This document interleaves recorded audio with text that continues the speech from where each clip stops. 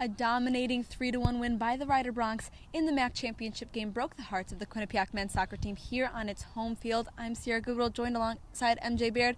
MJ, Rider really controlled pace and possession the entire first half. So were the Bobcats lucky to head into the locker room at the break down just 1-0? Sierra, I would say they were more than lucky to head into the locker room after the first half, down only one goal. That goal, of course, coming with only 3 minutes left in the first half, which is tough if you're Eric DaCosta and you're the Bobcats, because you have momentum for 42 minutes, and then the last 3 it seems to go down. But shots were 6-2 in the first half in favor of Rider.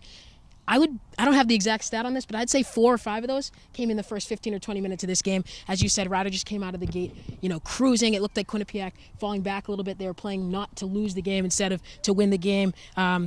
Almost like those first 20, 25 minutes, like I said, Quinnipiac was playing a man down. Granted, they actually weren't. It was 11-on-11, but Rider just dominating play. I would attribute that a little bit to Quinnipiac, on their home field, being a little bit nervous. They're playing in this MAAC Championship game. The last time they won it, 2013. So definitely nerves there playing in. A lot of a young team for Eric DaCosta. So that's what I really attribute that to.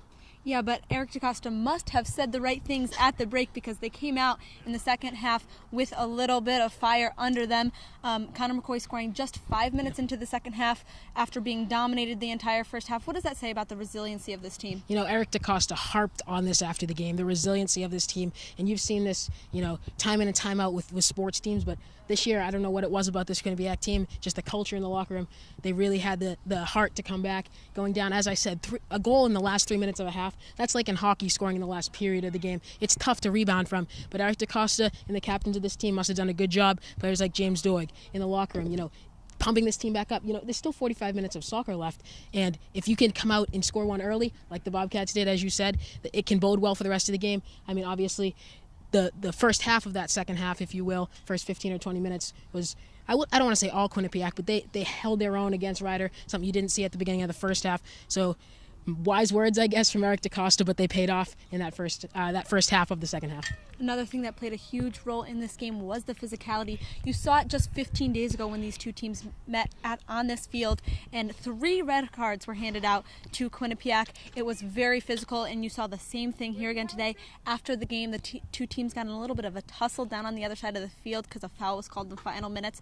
But you could maybe attribute to that to emotions running high, since this could be the last time this team ever plays on this field, as Quinnipiac is building a new facility for the men's soccer team. But what did you see from the physicality?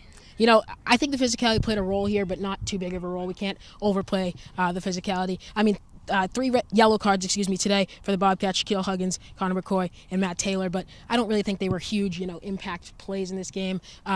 Yes, emotions are running high. Quinnipiac losing 2-1 as the second half rolls down. Eventually, of course, the final score 3-1. But emotions running high. Yes, this is your last game on this field, but I think it's more about the stakes of this game. You're playing in the MAAC Championship, chance to get a bid to the NCAA tournament. And when you're losing, you get frustrated, and I think that's what you saw from the Bobcats. Yep, well, that does it for us for Quinnipiac men's soccer coverage for 2016. But Q30 has tons of coverage coming your way on this MAAC Championship game, so be sure to check that out on Q30television.com. For MJ Baird, I'm Sierra Goodwill. We'll see you next time.